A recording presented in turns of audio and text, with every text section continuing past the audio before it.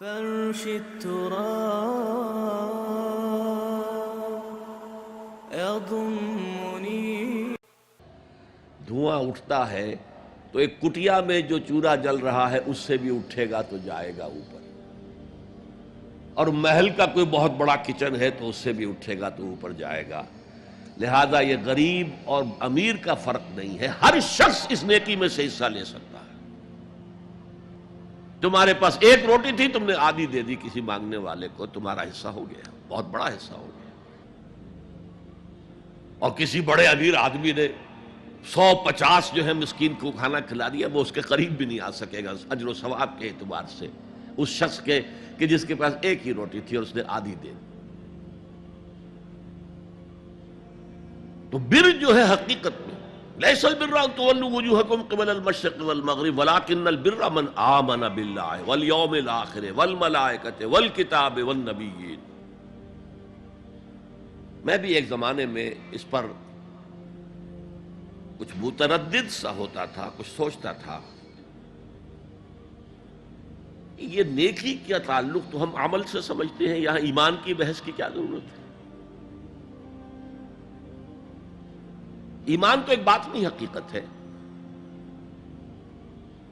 نیکی جو ہے وہ ایک ظاہری خارجی حقیقت ہے. لیکن پھر سمجھ میں آیا کہ اصل نیکی وہ نیت ہے جس کے ساتھ وہ کام کیا جا رہا ہے.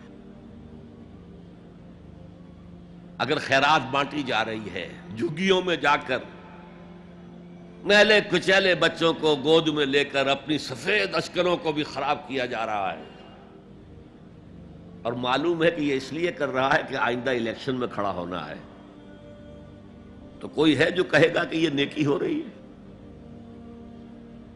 کام تو بظاہر بڑی نیکی کا کام ہے. نیکی کے لیے شرط اول اللہ پر ایمان ہے، اس کی موٹیویشن لو آف گاڈ.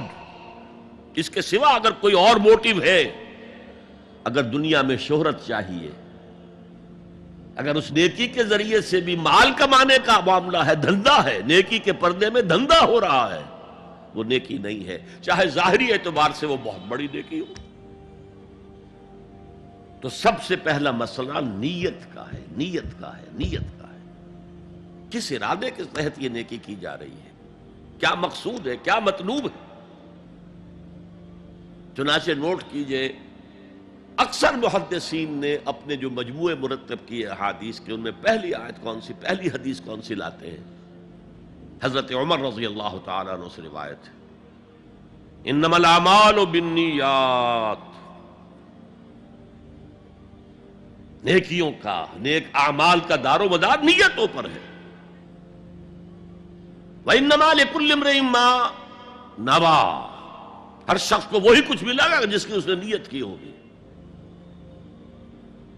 فَمَنْ كَانَتْ هِجْرَتُهُ إِلَى اللَّهِ وَرَسُولِهِ فَهِجْرَتُهُ إِلَى اللَّهِ وَرَسُولِهِ. جو کوئی ہجرت کر رہا ہے، مکے میں گھر بار چھوڑ کر جا رہا ہے، اپنے وطن کو ترک کر کے جا رہا ہے مدینے کی طرف، صرف اللہ اور رسول کے لیے، اس کی ہجرت اللہ اور اس کے رسول کے لیے. وَمَنْ كَانَتْ هِجْرَتُهُ لِلدُّنْيَا يُصِيبُهَا. اور اگر اس شخص کی ہجرت دنیا کے لیے ہے کہ اس کو حاصل کر لے.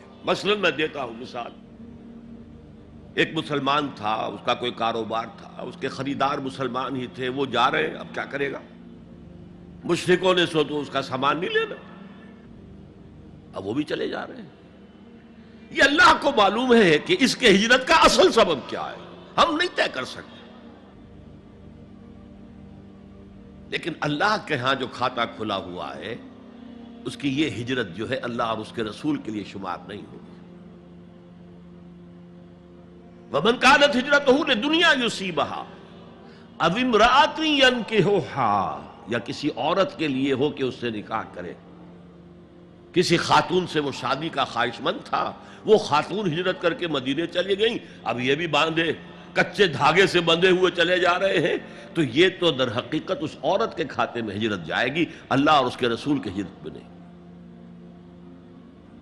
تو اصل شے یہ ہے نیکی کا وہ کام جس کا ظاہر بھی نیکی کا ہو اور باطن بھی ہو، کہ موٹیویشن صرف اللہ کی رضا ہو، اللہ کی محبت اور اللہ کی رضا کا حصول. یہ ہے پازیٹو موٹیو. ایک نیگیٹو سائیڈ بھی ہے. سب لوگ ذہنی اعتبار سے اتنے بلند نہیں ہوتے کہ اللہ کی محبت وہی اصل محرک بن جائے. یہی وجہ ہے کہ حضور نے اس کو صلی اللہ علیہ وسلم کمال ایمان سے تعبیر کیا ہے. من احب للہ وابغض للہ وعطا للہ ومنع للہ فقد استکمل الایمان.